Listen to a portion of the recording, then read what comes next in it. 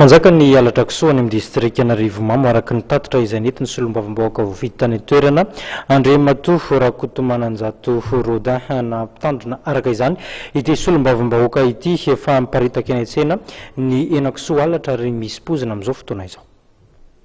Anisany tetika ataon'ny mpangalatra ny fanapizonana ny kisoa matavy any anatin'ireo fokontany samihafa manomboka any Ambatomirahavavy, Imertsiatosika ary Arivonimamy.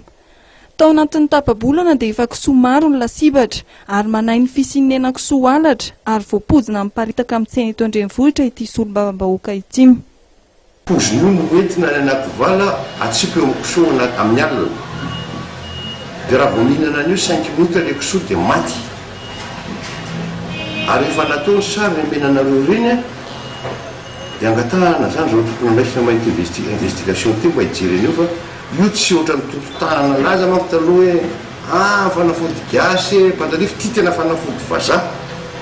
satria produit chimique matsiravina ny ahinay satria le hena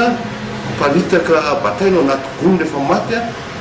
vonona le kisoa atsipazana an'io dia maty 5 minitra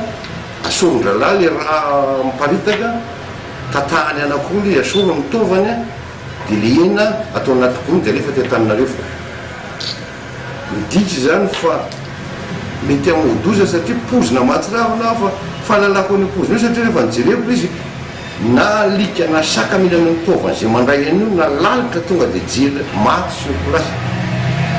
le raha nefa miparitaka ao amin'ny henan-kisoa ka za dia miteny eto mba mangataka ny tokony andraikitra rehetrarehetra na ampitandro filaminana na amin'ny santé na amin'ny élevage manomboka angoany